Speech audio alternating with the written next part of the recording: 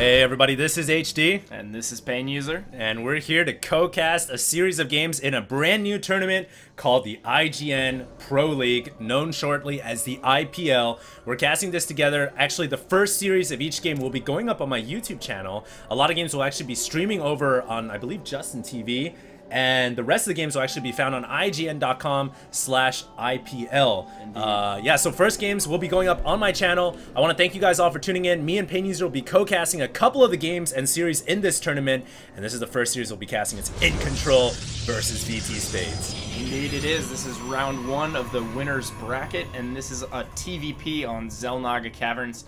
We have iNcontroL and VT Spades. VT Spades, actually a Terran player who has recently been out in Korea training with the Grandmasters. And indeed, he is. Hey, last time I met him was last year, and he kicked my butt at MLG Dallas, but I didn't know he was training out in South Korea as well. That's crazy. Yeah, he did spend some time out there with the VT guys training, so I'm really interested to see how the fruits of his labor translate into StarCraft 2 skill. I think he's probably going to be a lot better than the last time I've seen him play. And iNcontroL is the EG big man Protoss. He is the big man. always been there, always been around. He's a very talented Protoss player. He's kind of changed his playstyle a little bit, right? He's not so... Before he was kind of like, oh yeah, I'm going to cheese in your face, do all this crazy things, but now he's kind of settled down a little bit. Yeah, the last few times I've played him, I actually had the opportunity to play him at the last MLG in Dallas, and I played him a few times before that. And yeah, he's kind of given up on that and gone for a much more straightforward kind of gateway style into expand. But yeah, sure, why not? Yeah, sure, it does work, and it's been giving the other EG Protoss powerhouse, Axelab, a lot of success lately. And I think iNcontroL kind of realized, hey, you know, Axelab's had this 3-gate expand style really working out for him lately, so I might as well start trying it. And the last few times I've played him, that's exactly what he's done. It's a 3 warp gate expand while pressuring at the same time with warp gate units. Nice little steal right here on the gas by iNcontroL. I don't know if this is actually going to do that much though, Pain User, because really I don't know if VT Spades is going to go for gas heavy build opening off. He may actually go for some kind of 1 barracks fast expand. That seems to be popular build strategy that a lot of Terrans like to do nowadays. The Marine, though, will be kind of focusing this assimilator for a while. And one interesting thing, Pain User, is these assimilators actually have double health over everything, all their counterparts in terms of gas. Like the refinery has half the health the assimilator has. Yeah, I know. That's just a weird little thing that for some reason Blizzard decided to include in the game. And yeah, assimilators do have double the health of refineries. So it is going to take that Marine a really long time. But the thing about the gas steal that's really important is that it forces the Terran player down a tech tree that the Protoss player is comfortable with. He's almost always going to fast expand. There's no way he's going to take that second gas really early on. There's no way he's going to tech up to factory and do some kind of a Banshee rush. So you essentially know exactly what tech path he's going down, you know what he's doing, and you can play based off of that. And not only that, because of the amount of health that they have, they're going to be up in the base for such a long time that usually you can get an idea of what units are coming out of the barracks if you want to use them to kill that assimilator faster. Right, and iNcontroL right here, I mean, he doesn't see the command center, but he does see the second barracks being thrown down. And like you said, VT Spades now kind of forced to go down with this 1 barracks command center opening. He's actually throwing down a couple more barracks.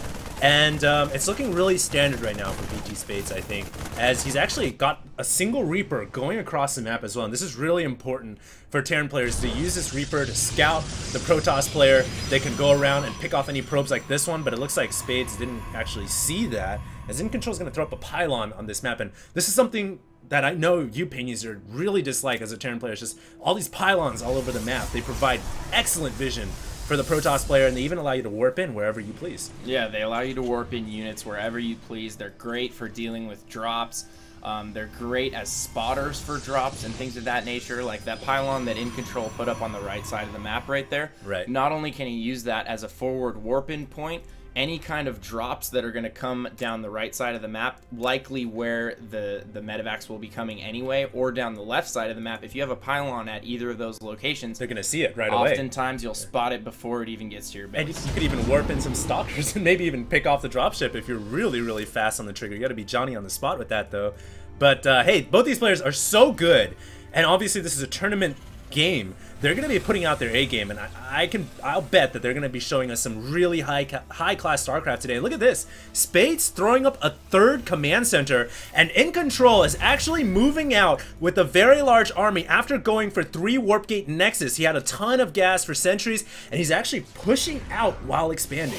Yeah, it's something that's really deceiving about the 3-gate is a lot of times, even if a Terran player scouts the 3-gate, you'd be amazed at how many units they can actually spit out. It's really not even that much worse in terms of unit production than a 4-gate, and it's a lot less all-in, and it frees up those extra minerals to get that Nexus just that much quicker. So. Absolutely, man. And it looks like, see, Spades is really worried about some kind of a contain. He's all bottled up. He already has the bunker ready. He's pulled SCVs preemptively just in case iNcontroL does try and rush up the ramp, but really, Spades is assuming that he's contained right now, when in reality iNcontroL has his units all over the map right now. In reality, iNcontroL is taking a little scenic tour over here to the 9 o'clock expansion. I'm not exactly sure what he's doing. Yeah, I don't know what these sentries are doing right now. Maybe he's looking for drops. Maybe he's looking for wayward SCVs, perhaps the Reaper, but yeah.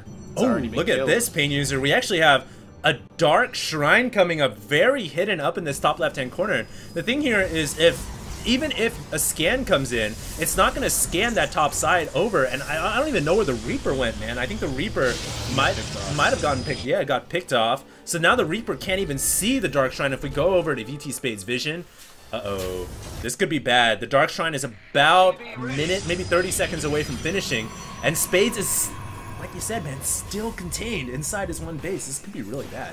He's still worried about the contain. He doesn't have an engineering bay, but one thing he does have going for him if he ever morphs that 3rd command center into an orbital is that he will have 3 orbitals, so he should have plenty of scans to deal with the DTs. Absolutely. The key is just not letting them up your ramp and into your base. If the DTs get up your ramp and they are allowed to spread out inside the Terran main, they just wreck all kinds of havoc. That's the worst position to be in if you don't have a missile turret. So and his supply depot's lowered here, so Dark Templar could conceivably walk in, especially with no missile turrets around, and I believe the Dark Shrine is just finished.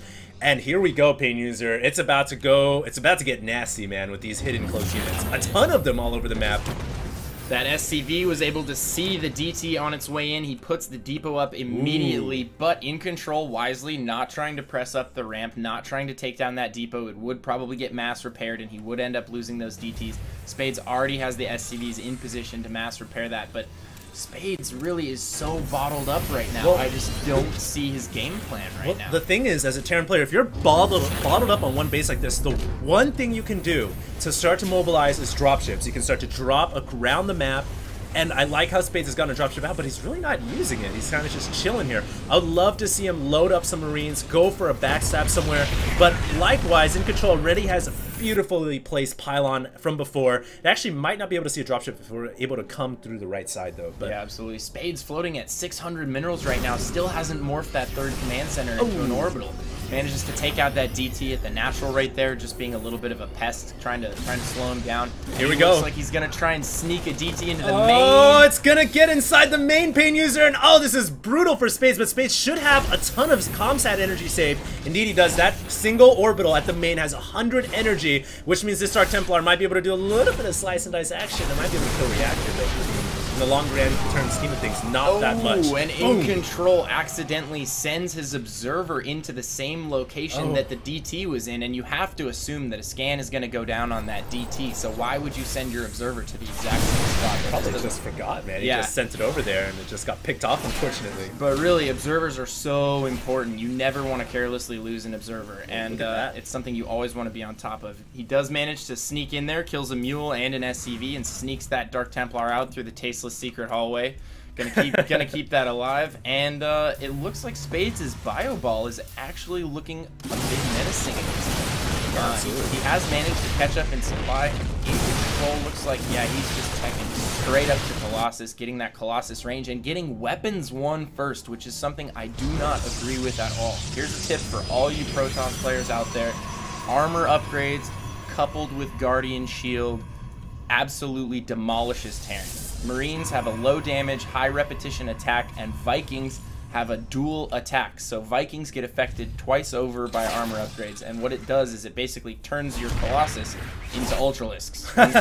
When you have that much armor and Guardian Shield, Vikings really, they just tickle the Colossus when it's at that point in the late game and you have armor 3 and Guardian Shield. And who wouldn't want to have an Ultralisk in their army, right? I mean, that's a great unit, and even if you can't build it, you can get it by getting those upgrades correctly. Well, yeah, if you think about it, Guardian Shield is essentially chitinous plating for your entire army. Yeah, I think it's +2 armor versus all ranged units, right? Yeah. That's pretty darn insane. Now, the thing though here is iNcontroL, he's kind of gotten this different tech route. He's gone for Dark Templars, didn't work out, and now he's dropped down to Colossus, which I like, but I wonder, is he stretched a little too thin? I mean, he needs to get a large number of Colossus out, and he does have 3. You're absolutely right. I feel like this style really, it doesn't give you the gateway unit backbone that you really need. You need the fodder units underneath the Colossus. Exactly. The gateway units are just the buffer between the Terran army and the Colossus, and the Colossus are the damage dealers. And right here, it looks like iNcontrol's going to try and push in with 3 Colossus, and I think he should have waited a bit longer because he has those 2 robotics facilities. This could be bad. This could be bad. Here comes a move in. iNcontroL kind of playing with fire right here. If he engages at this planetary, that could spell doom for what fodder units there are here. And oh, here we go. Force field getting laid down all over the forces. Colossus falling back a little bit and running away from the rest of the fodder. And iNcontroL not attacking with his Colossus for moments there, which means his entire ground army is going to get decimated. And what a crucial blunder. iNcontroL may actually lose this game, even though he had VT Spades kind of contained for a good portion of this game. Yeah, that was not a good engage for iNcontroL at all. He lost those precious, expensive Colossus and wasn't able to eliminate the entire Bio Ball. But Spades had a brilliant surface area for that fight. He had a great arc, and he managed to clean up iNcontrol's entire army. And now, every Colossus is so important for iNcontroL here. He only has 1 up right now, but I don't see this Colossus living. It's probably going to go down. Down it goes, and that means only Stalkers left to defend against Marauders. Yeah, Marauders with Medivacs and Concussive and Stim, and that's not the situation you want to be in. Those Stalkers are simply useless at this point. All they're really good for is picking off those Vikings, and I don't even think he has enough to do that. And it looks like the third for iNcontroL is going to go down. Spades is sitting on the gold. He has 3 base up and running, and he's producing off all those barracks. iNcontroL, really his only hope is however many Colossus he may have coming out of those dual robos, that is going 2 more Colossus make their way onto the field, and this is it for iNcontroL. He has to keep these Colossus alive. He has to micro them perfectly, and they're way too many Marauders on the ground, which is going to clean up the rest of those Colossus. iNcontroL losing the rest of his army, and iNcontroL immediately saying, good game, go medal. Loser does pick the next map here in the IPL. Wow, what an intense game. iNcontroL, honestly, I felt like he had a great lead early on by kind of scaring VT Spades with that 3 Warp Gate Nexus push, and VT Spades stayed inside his base, didn't push out. He kind of just coagulated all of his units and never really did anything, but eventually when he did decide to push out, he stomped the Dark Templar attack, took it out, and he won the game, man. Like blood platelets, the Terran ball was coagulating in the main, didn't do anything, took a while to push out, and then you gotta hand it to Spades though, he was very patient, waited for that engage in mid, and that was absolutely the perfect engage for him. That's the only way you can beat the Protoss ball. You have to have amazing surface area, and you have to pick and choose your battles very, very carefully, and I think that's what he did, and he came up huge. Very nicely played by VT Spades. Once again, this is a best of 3. The prize pool for the IPL, I don't think we mentioned this, $5,000 about up for grabs for these players, which is a huge sum of money. And once again, me and PainUser will be casting several games in this tournament.